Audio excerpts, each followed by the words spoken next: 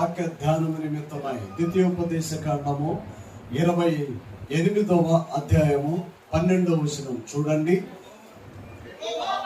యెహోవా నీ దేశము మీద వర్షము దాని కాలమందు కురిపించుటకును నీవు చేయు కార్యమంతటికి ఆశీర్వదించుటకును ఆకాశమును తన మంచి ధననిధిని తెలుసును. నీవు అనేక జనములకు అప్పిచ్చెదవు కానీ అప్పు చేయవు. ప్రియ దేవుని బిడ్డారా, ఈ మార్చి నెలలో ప్రభు మనతో మాట్లాడుతున్న మాట, నీ కంపయు నీ పిండి పిసుకు తొట్టియు దీవించబడు. దేవుని బిడ్డారా, మార్చి నెల భారతదేశ లెక్కల నెల. దేవుని బిడ్డారా, చాలా జాగ్రత్తగా గమనించండి. ప్రతి కంపెనీకి, ప్రతి ఇండస్ట్రీకి, ప్రతి పెద్ద పెద్ద పారిశ్రామిక సంస్థలకి, లిమిటెడ్ ఫార్మ్స్ కి ఈ యొక్క ఆడిటర్ ఉంటారు. ఆడిటర్ ఏం చేస్తారంటే, ఎంత ఈ సంవత్సరం లాభం వచ్చింది, ఎంత రావాల్సి ఉంది, ఎంత అప్పుపడ్డాం, ఎంత మనకి ఇవ్వాల్సి ఉంది, మొత్తం కూడా ఏమవుతుందంటే లెక్కలు చూసుకొని లాస్ ఎంత, లాభం ఎంత, స్టాక్ ఎంత, ఎలాగ మరలా నెక్స్ట్ ఇయర్కి ప్లాన్ చేసుకోవాలి. ఇది సంస్థల యొక్క ప్రక్రియ. భారతదేశం కూడా ఇది లెక్కల నెలే. యాన్యువల్ సంవత్సరంలో జరిగే ఒక ప్రక్రియ. మనం కూడా ఈ మార్చి నెలలో ప్రియ దేవుని బిడ్డారా, మన కుటుంబం ఎలా ఉంది, మనం ఎలా ఉన్నాము, మన ఆర్థిక పరిస్థితి ఏంటి, మనకి ఎంత వస్తుంది, ఎంత ఖర్చు పెడుతున్నాం, ఎంత రావాల్సి ఉంది, ఎంత స్టాక్ ఉంది, ఒకవేళ స్టాక్ లేకపోతే ఏం కావాలి, ఒకవేళ లేకపోతే అప్పు ఎంత ఉంది, ఎలా తీర్చాలి, దీని ప్లాన్ ఏం చేయాలి, ఎలా దాచుకోవాలి, ఎంత ఖర్చు పెట్టాలి. ప్రియ దేవుని బిడ్డలారా, ఈ నెలలో మనం నేర్చుకోవాల్సింది. ఈ వర్తమానముల ద్వారా అనేక మంది ప్రియ దేవుని బిడ్డలారా వారి యొక్క ఆర్థిక స్థితిని మార్చుకునే ప్రయత్నంలో ప్రార్థన ద్వారా ప్రభు కృపను బట్టి వారి రాబడిలో కొంత దాచుకొని ఇప్పుడు కొంత ప్రయోజకులుగా మార్చబడ్డారు. ఇల్లు కొనుక్కున్నారు, వస్తువులు కొనుక్కున్నారు, వాహనాలు కొనుక్కున్నారు, బళ్ళు కొనుక్కున్నారు, వివిధ రీతిలుగా ఆర్థికంగా అభివృద్ధి అయ్యారు. నా యొక్క ప్రభు ఇచ్చిన ఆలోచన ఒకటే, మీరు దాసే వాళ్ళలాగా తయారవ్వాలి. ఖర్చు ఎవరైనా పెడతారు, ఈ మందిరంలో ఉన్న మనము దాసే వాళ్ళలాగా ఉండాలి. దేవుడు దీవిస్తాడు, దేవుడు ఆశీర్వదిస్తాడు. ఖర్చు పెట్టడమే పనిగా పెట్టుకుని వెళితే, దాసే మనసు నీకు లేకపోతే, 1 కోటి రూపాయలు ఇంట్లో ఉన్నా 4 రోజుల్లో మొత్తం అవ్వజేస్తాం, ఖాళీ చేతులతో ఉంటాం. అదే దాసే మనసు ఉంటే, దాసే మనస్తత్వం ఉంటే, 100 రూపాయలు ఉంటే 10 రూపాయలైనా పక్కన పెడతాం. 100 రూపాయలు మీకు వస్తే 10 రూపాయలు దేవునిది, దశమ భాగము దేవునిది. అది ఖచ్చితంగా తీయటమే మీరు నేర్చుకోవాల్సిన పని. అభివృద్ధికి మొదటి మెట్టు 10వ భాగము దేవునికి ఇవ్వటం. మొట్టమొదట నీ 100లో 10వ భాగము 10 రూపాయలు దేవునికి పక్కన పెట్టాలి. 30 రూపాయలు మీరు దాచుకోవాలి. ఇంకెంత ఉన్నాయి? 60 రూపాయలు ఉన్నాయి. ఈ 60 రూపాయలు మీరు ఖర్చు పెట్టొచ్చు. మీరు ఏమైనా తినొచ్చు, తాగొచ్చు, లేకపోతే ఏదైనా కొనుక్కోవచ్చు. మీకు 100 రూపాయలు మీ జేబులో ఉంటే 60 రూపాయలే మిగిలిన 40 రూపాయలు మీవి కాదు. ఈ ప్లాన్ మీరు కరెక్ట్ గా చేసుకోవాల్సిందే. మనం చదువుకున్న మాట ఏంటంటే, నీవు అనేక జనములకు అప్పిచ్చేదువు కానీ అప్పు చెయ్యవు. మొట్టమొదట మనకి రావాల్సిన ఆలోచన ఏంటంటే, నేను దాయాలి. రెండోది, నేను ఇచ్చేలాగా దీవించబడాలి. దాయటం సంతోషం.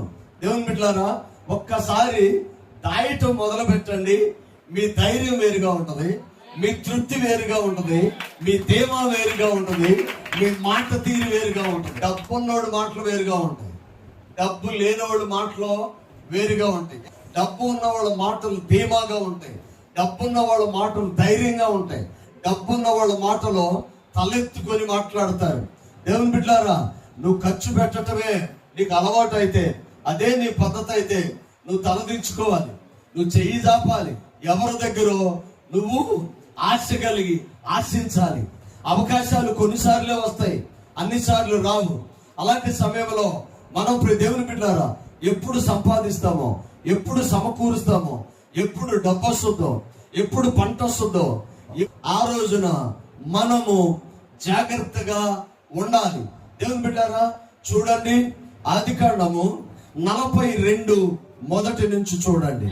ధాన్యము ఐగుప్తులో ఉన్నదని యాకోబు తెలుసుకొని మీరు ఎలాగా ఒకని ముఖము ఒకరు చూసుకుంటున్నారు. అబ్రహాము కాలంలో 3 సార్లు కరువు వచ్చింది. న్యాయాధిపతుల కాలంలో కరువు వచ్చినట్లుగా, షమ్రోనులో కరువు వచ్చినట్లుగా మనకు కనబడతా ఉంది. అంటే చరిత్ర మనం చూసుకుంటే కరువు అనివార్యం. ఇప్పుడు కూడా మనకు కరువు వచ్చింది, గ్యాస్ కరువు వచ్చింది, పెట్రోల్ కరువు వచ్చింది. ఇక్కడ 42 ఆయన ఏమంటాడంటే ఐగుప్తులో ధాన్యము సమృద్ధిగా ఉన్నదని యాకోబు ఎరిగి. ఎలా ఉంది? ఎక్కడి నుంచి వచ్చింది? ప్రపంచం మొత్తం వర్షం లేదు. ప్రియ దేవుని బిడ్డలారా, ఎక్కడ పంటలు పండలేదు. 1 సంవత్సరం కాదు, దాదాపుగా 7 సంవత్సరాలు భయంకరమైన కరువు ఆ దేశమందు ప్రపంచమంతా తాండవిస్తూ ఉంది. కానీ యాకోబు చెవిన ఐగుప్తులో సమృద్ధి ఉన్నదని విన్నాడు. యాకోబే ఎందుకన్నాడు? యాకోబుని ఉద్దేశించి తండ్రి మాట్లాడుతాడు కదా, నా కుమారుడి వాసన బాగా పండిన చేనువలే వస్తుంది అంటాడు. అందుకనే బైబిల్ చెప్పింది కదా, నీకు తొలకరి వర్షాన్ని ఇస్తాను, కడవరి వర్షాన్ని కూడా నేను ఇచ్చేవాడినై ఉన్నా. మొదటి వర్షము పువ్వు వస్తుంది, 2వ వర్షము దాంట్లో ఉన్న పులు పెరిగిద్ది, 3వ వర్షము పురుగు వస్తుంది. వర్షమే, ఏ తేడా లేదు, నీళ్ళే పడేది. మరి ఎందుకు తేడా వచ్చింది? దేవుని యొక్క ఏర్పాటు అయి ఉన్నది. అందుకని బైబిల్ అంటుంది, తొలకరి వర్షాన్ని నేనే ఇస్తాను, కడవరి వర్షాన్ని కూడా నేనే ఇస్తాను. నా కుమారుడి వాసన బాగా పండిన చేను వలె వస్తుంది అంటాడు యాకోబుని ఉద్దేశించి. దేవుని బిడ్డలారా, యాకోబుకి ఇప్పుడు పైరుని గురించి, పంటల గురించి, సమృద్ధి గురించి, ఐగుప్తులో ఆహారం ఉన్నదని వాసన యాకోబుకి వచ్చింది. 11 మంది పిల్లలు ఉన్న ఆ ఇంట్లో ఆ రోజు ఏమీ లేదు. అదే ఐగుప్తు దేశంలో ఎందుకు ఆహారం ఉంది? ఐగుప్తు దేశం దేవుని ఎరిగిన దేశం కాదే. ఐగుప్తు దేశం ప్రార్థన చేసే దేశం కాదే. ఐగుప్తు దేశం ఉపాసించే దేశం కాదే. ఐగుప్తు దేశం దేవుని బిడ్డలారా దేవునికి దగ్గరగా ఉన్న దేశం కాదే. మరి ఎందుకు ఐగుప్తు దేశము సమృద్ధి ఉంది? 7 సంవత్సరాలు కరువును తట్టుకోగలిగిన సమృద్ధి ఆ దేశానికి ఎక్కడి నుంచి వచ్చింది? ఎవరిచ్చారు? లేదు అనే స్థితిని చూడకుండా దేవుని బిడ్డలారా, యోసేపుని ఐగుప్తు దేశంలో పెట్టిన తర్వాత రాజుకు కల వస్తుంది. రాజు విచారణ చేయగా యోసేపు చెప్తే మాట ఏంటంటే, 7 సంవత్సరాలు ఈ దేశంలో సమృద్ధిగా పంట వస్తుంది.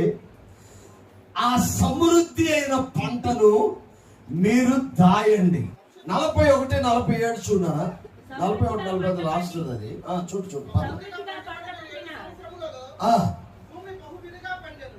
ఎన్ని సంవత్సరాలు? 7 సంవత్సరాల్లో విరివిగా పండెను. ఐగుప్తు దేశమందున్న సమకూర్చి నిల్వ చేశాను. ఏ పట్టణము చుట్టూ నుండి ఆ పట్టణం అందే నిల్వ చేసేది. యోసేపు సముద్రపు ఇసుక వలె విస్తారముగా ధాన్యము పోగు చేశాను, కొలుసుటకు అసాధ్యమైనను గనుక కొలుసుట మానివేశాను. సపోర్ట్ కొడుతూ దేవుని బిడ్డరా, నా మాటలు చాలా జాగ్రత్తగా గమనించండి. కొన్నిసార్లు మన సమృద్ధి అలాగే ఉంటది. ఎటు నుంచి చూసినా డబ్బు వస్తుంది, ఎటు నుంచి చూసిన పంటలు వస్తాయి, ఎక్కడికి వెళ్ళిన దేవుడు వస్తుంది, ఎక్కడికి వెళ్ళిన సమృద్ధి వస్తుంది, ఎక్కడికి వెళ్ళిన డబ్బు కనబడతా ఉంటుంది. ఆ సమయాల్లో మనకు గుర్తు రావాల్సింది ఏంటంటే ఇది దాయాలి. ఏం చేయాలి? ఇది దాయాలి, ఇది గుర్తు చేయాలి. ఎవరు బిడ్డారా, యోసేపు కలగని రాజుకు ఆ కల భావాన్ని చెప్తాడు. ఏంటంటే 7 సంవత్సరాలు సమృద్ధిగా పంట పండింది, 7 సంవత్సరాలు కరువు వస్తుంది. మరి ఏం చేయాలి? మనం ఏం చేస్తాం తెలుసా? పంట పండుతుంది కదా, డబ్బులు వస్తున్నాయి కదా, ధాన్యం వస్తుంది కదా, అన్ని బాగున్నాయి కదా అని చెప్పేసి ఎంజాయ్ చేయటం మొదలేస్తాం, ఖర్చు పెట్టడం మొదలేస్తాం, తింటాం మొదలేస్తాం. 7 సంవత్సరాలు సమృద్ధిగా పంట పడును. ఆయన ఒకవేళ రాజు అనుకోవాలా 7 సంవత్సరాలు కరువు వస్తుందంటే ముందు 7 సంవత్సరాలు కానీ నెక్స్ట్ కరువు వస్తుందో లేదో, ఒకవేళ వర్షం పడవచ్చేమో, ఏం చెప్పింది నేనెందుకు వినాలి అని చెప్పేసి 7 సంవత్సరాలు సమృద్ధిగా ఉంది కదా, 7 సంవత్సరాలు సమృద్ధిగా ఉంది కదా, ప్రపంచమంతా కరువు వచ్చినప్పుడు మనం ఎంజాయ్ చేద్దాం అని చెప్పి 7 సంవత్సరాల సమృద్ధిని అనుభవిద్దాం అని అనుకోలా. రాజు జోసెఫ్ను అడుగుతున్నాడు, దేవుడు నీకు చూపించాడు 7 సంవత్సరాలు సమృద్ధి పంట వస్తుందని, దేవుడు నీకు చూపించాడు 7 సంవత్సరాలు కరువు వస్తుందని. అయితే యోసేపు రాజుతో అంటున్నాడు, ఒక మంచి నాయకుడిని చూసి ఆహారపు మీద ఫుడ్ కార్పొరేషన్ వ్యవస్థను కరెక్ట్ గా మెయింటైన్ చేయగలిగిన ఒక వ్యక్తిని నియమించండి అన్నప్పుడు రాజు అన్న మాట ఏంటో తెలుసా? దేవుడు నీకే చూపించాడు, దేవుడు నీకే బయలుపరిచాడు, ఈ బాధ్యతలన్నీ నువ్వే తీసుకోవాలి. 7 సంవత్సరాలు పండిన సమృద్ధి అయిన పంటను దాచేశారు. అక్కడ అంటాడు 40 ఏళ్ళలో కొలుసుటకు అసాధ్యము గనక. సమృద్ధి అయిన పంట, సమృద్ధి అయిన దీవెన మనకు వస్తున్నప్పుడు మనం గుర్తుపెట్టుకోవాల్సింది ఏంటంటే జాగ్రత్త పడి దాన్ని దాచుకోవాలి. ఆరోగ్యమైనా అంతే, ఆస్తి అయినా అంతే, సమృద్ధి అయినా అంతే, డబ్బైనా అంతే, బంగారమైనా అంతే, ఏదైనా కూడా అంతే. 7 సంవత్సరాలు సమృద్ధి అయిన పంట వస్తుంది. 7 సంవత్సరాలు ఏం చేయాలి? దాన్ని మిగిలిన 7 సంవత్సరాలు కరువు వస్తుంది. కరువు సంవత్సరాలు మెయింటెనెన్స్ అవటం కోసం 7 సంవత్సరాల సమృద్ధిని యోసేపు దాచేశాడు. ఎలా దాచేశాడంటే ఎక్కడ ఊర్లో అక్కడే, ఎక్కడ గోడౌన్లో అక్కడే మొత్తాన్ని దాచేశాడు. ఎంత పంట అండి! కొన్ని సందర్భాల్లో కుటుంబాలు ఎలా ఉంటాయంటేనండి, వద్దంటే డబ్బు అన్నట్టుగా ఉంటాయి. ఆమె హల్లెలూయా. కొన్నిసార్లు నష్టం ఎలా ఉండదో తెలుసా? అప్పుడే పశువులు చనిపోయినాయి, అప్పుడే శాలలు పడిపోయినాయి, అప్పుడే పంటలు తీసుకెళ్లిపోయారు, అప్పుడే కదా ఏపు గ్రంథంలో అదే కదా, బిడ్డలు చనిపోయారు, పశువులు పోయినాయి, పంటలు పోయినాయి, గొర్రెలు పోయినాయి, ఎట్లు పోయినాయి అని చెప్పి కబురు వస్తుంది. సమృద్ధి కూడా అలాగే వస్తుంది. దేవుడు బిడ్డలు దీవిస్తాడు, వ్యాపారాన్ని దీవిస్తాడు, ఆస్తిని దీవిస్తాడు, కష్టాన్ని ఫలభరితంగా మారుస్తాడు, ఆశీర్వాదాలు ఇస్తాడు, మేలిస్తాడు, దీవెనిస్తాడు, కృపనిస్తాడు. దేవుని బిడ్డారా, వీటన్నిటినీ మనం ఏం చేయాలి? సమకూర్చాలి. మా పిల్లలకి డిబ్బీ బాక్సులు అన్నవాళ్ళు చేతులు పైకెత్తండి. రైతుల్లో తృప్తి ఉంటుంది. ఒక్కోసారి ఎప్పుడు ఇంట్లో డబ్బులు లేవనుకో, బీరువా తీసిన తర్వాత ఒక ఎర్ర బ్యాగ్ ఉంటుంది, చిన్నదే ఎంత ఉంటుంది, మొత్తానికి ఎంత కంటే దొరుకుతుంది దాంట్లో, అది అమ్మగారి బ్యాగ్. ఉద్దేశం ఏంటి? దాయితేనే ఉంటాయి, దాయిపోతుంటాయా? యోసేపు ఏం చేశాడు? దాచాడు. ఎక్కడ దాచాడు? ఎక్కడ దాచాడు? అసలు ఎక్కడే ఉన్నాయో తెలియదు, దాచేశాడు. దాచేసిన తర్వాత ఇప్పుడు ఏమైందంటే 7 సంవత్సరాలు కరువు వచ్చింది. నిలబడి దాయటం నేర్చుకోండి. ఎవరు దాస్తారో దేవుడు వారిని దీవించడం మొదలు పెట్టాడు. సపోర్ట్ కొడుతూ దేవుని స్తుతించాడు. ఇక్కడ అంటాడు కదా, కొలుసుటకు అసాధ్యము గనక కొలవటం మానేశారు. ఆమేన్. ఎంత సమృద్ధి వచ్చిందంటే అసలు ఏమండి, అప్పిచ్చోడు దగ్గరికి వెళ్ళి అప్పివ్వమని అడిగి ఆయన బతిలాడుకునే దానికన్నా మన దగ్గర ఉన్న దాంట్లో పక్కన పెట్టుకోవటం మంచిది కదా. నాతోనే ఉన్నారా? హల్లెలూయా చెప్తామా? మీరు దాయాలి. ఎవరైనా దాయొచ్చు. ఇప్పుడు ఆశ జోసఫ్ గారికి అప్పిస్తుంది, అమ్మగారు నాకు అప్పిస్తుంది. మీరు మీళ్ళలో అప్పులు ఇవ్వచ్చు, దేవునికి మహిమ కలిగినగా. వడ్డీ కూడా ఇవ్వచ్చు. వడ్డీలు ఎప్పుడు ఇచ్చావా? మనం ఇవ్వం. ఎందుకు ఇస్తాము? దేవునికి మహిమ కలిగినగా. దేవుని బిడ్డలారా, దాయటం మనం ఎప్పుడైతే నేర్చుకుంటామో దేవుడు ఆశీర్వాదకరంగా మారుస్తాడు. మా పరిచర్యలో కీ పర్సన్ లేక కీ పాయింట్ ఏంటో తెలుసా? మేము పరిచర్యకి వస్తున్నప్పుడు, పరిచర్యకి డబ్బు కావాలి అని చూసినప్పుడు నాకు కనపడింది ప్రశాంతి ముంత, ప్రసన్న ముంత. ఆమె డాడీ డబ్బులు ఇవ్వమ్మా, పరిచర్యకి వెళ్తాను, ఏం భయపడొద్దు, మా ముంతలు ఉన్నాయి, తీసుకొచ్చే కొట్టే లెక్కే.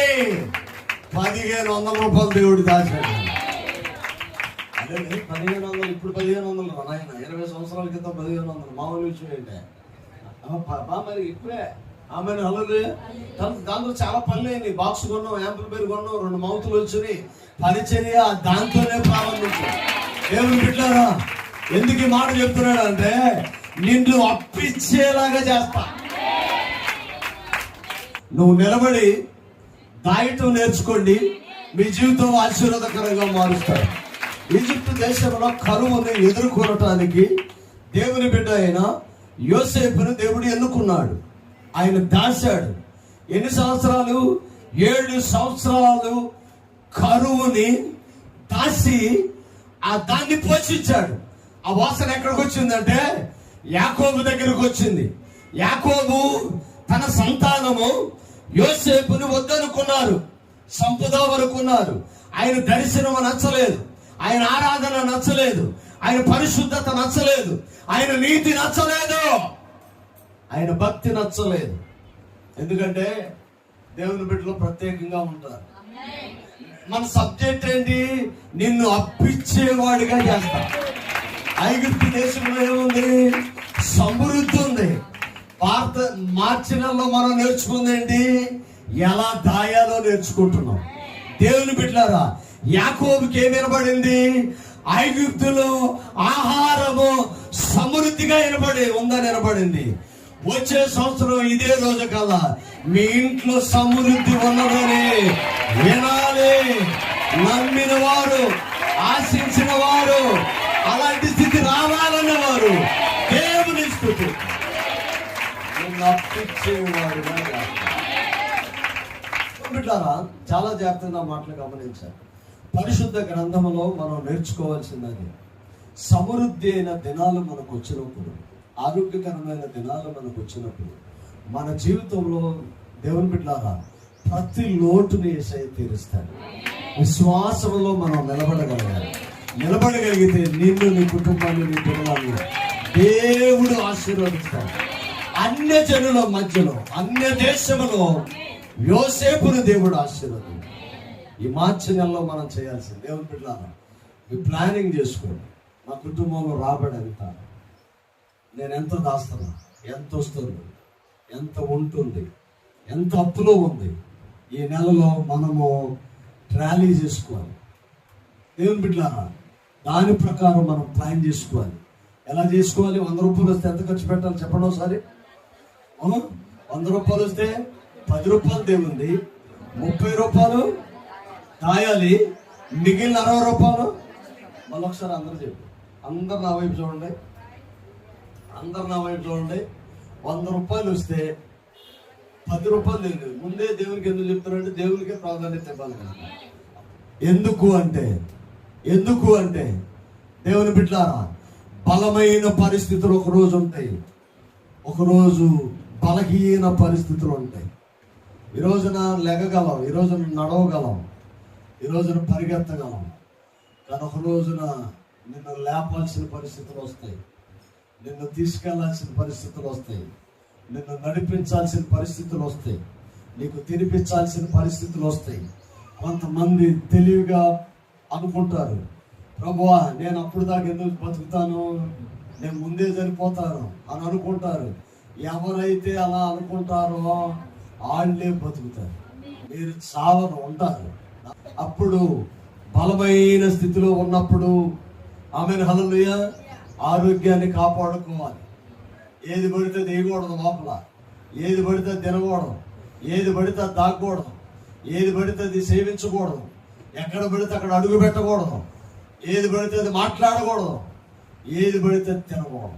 నువ్వు తిండిపోతూ అయితే నీ గొంతుకి కత్తి అడ్డం పెట్టుకోవాలన్నది. ఏ రోజు భోజనానికి యేసయ్య ఆలోచిస్తాడు. ఏం తిందువా, ఏం తాగుదువా అని, ఏమి ధరిద్దామని మీరే టెన్షన్ పడలేదు, అవసరం లేదు. దేవుడే మనకిస్తాడు. విశ్వాసంతో నిలబడండి. దేవుడు మిమ్మల్ని ఆశీర్వాదకరంగా మారుస్తాడు. దేవుని బిడ్డలారా, నేను ముగిస్తున్నాను. విశ్వాసంతో నిలబడండి, ప్రార్థనతో ఉండండి, దాయటం నేర్చుకోండి, ప్లానింగ్ కరెక్ట్గా ఉండండి. భార్యాభర్తలు ఇద్దరు కూర్చోబెట్టి, ఇదిగో ఈ నెల జీతం ఇంత, కరెంటు బిల్లుకి ఇది, టీవీకి ఇది, బైక్ ఇది, పిల్లోడి ఫీజుకి ఇది, పిల్ల ఫీజుకి ఇది, సంథింగ్ సంథింగ్ సంథింగ్ కూర్చోబెట్టి, ఇదిగో ఇంకెంత మిగిలిన 1000 రూపాయలు మిగిలిన, ఎందో నీ దగ్గరే ఉంచు, నువ్వే వాడు. షేర్ అడగదాం, బంగారం అడగదాం, షాపింగ్కి అడగదాం, పివిపి మాల్కి వెళ్దామని అడగదాం. ఒకవేళ నువ్వు వెళ్దామన్నా వెళ్ళే పని లేదు, ఇంట్లోనే ఉందాం అంటది. దాయటం మొదలు పెట్టింది. దేవుని బిడ్డలారా, కుటుంబం బాగుపడాలి అంటే తాళాలు హోమ్ డిపార్ట్మెంట్కి ఇవ్వండి. అది జరగాలి. జరగకపోతే అప్పులు ఉంటాయి, జరిగితే సమృద్ధి ఉంటుంది, జరగకపోతే అప్పు ఉంటుంది. మీరు సేఫ్ అవుతారు. ఇదిగో ఈ నెలలో ఈ 5,000 ఉన్నాయి, నువ్వు వాడాలి, ఏమన్నా చూసుకో, నాకు అవసరం, నన్ను టెన్షన్ పెట్టొద్దు అని అంటే చూడు, నీ కుటుంబం బాగుపడినట్టే. ఎప్పుడైతే ఈ మీరు చేయటం నేర్చుకుంటారో, పురుషులారా మీరు సేవ్ అవుతారు, టెన్షన్లు పోతాయి. స్త్రీలారా మీరు పొదుపు చేస్తారు. అనవసరమైన డిమార్ట్కి వెళ్ళి 500 కొనాల్సింది 1000 రూపాయలు కొని రాదు. అలాగే చెయ్యండి, నిలబడండి. డబ్బు రావాలి, ఖర్చు పెట్టాలి. ఖర్చు పెట్టాల్సి వచ్చినప్పుడు పెట్టాలి. ఐసీలో ఉన్నాం, 10 లక్షలు కావాలి, పెట్టాలి. ఆ రోజు తేవాలి, అవసరమే అది. ఆ మనిషి బయటికి రావాలి. కానీ ఈ రోజు దాస్తేనే ఆ రోజు వస్తాయి. ఏదైనా వివాహం వచ్చింది, 10 లక్షలు ఖర్చు అయింది, ఖర్చు పెడతాం. ఎక్కడి నుంచి వస్తాయి? అది దాస్యం కాబట్టి వస్తాయి. దేవుని బిడ్డ కొనండి, బంగారం కొనండి, ఇల్లు కొనండి, బళ్ళు కొనండి. మీరు దేవుని బిడ్డ సంపాదించండి. ఎక్కడ పడితే అక్కడ కొన్ని దాయండి. దేవుడు ఒకరోజు అలాంటి అవసరత మీకు ఉంటుంది. ఉన్నతంగా దేవుడు మిమ్మల్ని దీవిస్తాడు. ఒకరోజు తలెత్తుకునేలాగా దేవుడు మిమ్మల్ని నిలబెడతాడు. ఈ రోజు కరువు చూస్తారు, ఈ రోజు ఇబ్బందులు చూస్తారు, ఈ రోజు శ్రమ చూస్తారు, ఈ రోజు ఆర్థికం చూస్తారు. అయినా దాయండి, దేవుడు ఉన్నతంగా నిలబెడతాడు. అద్భుతమైన కార్యాలు దేవుడు మీరు జీవితాడు. మనం నేర్చుకోవాల్సింది దాయటం. నువ్వెంతన్నా దాయి, ఆమేనా, నువ్వెంతన్నా దాయి.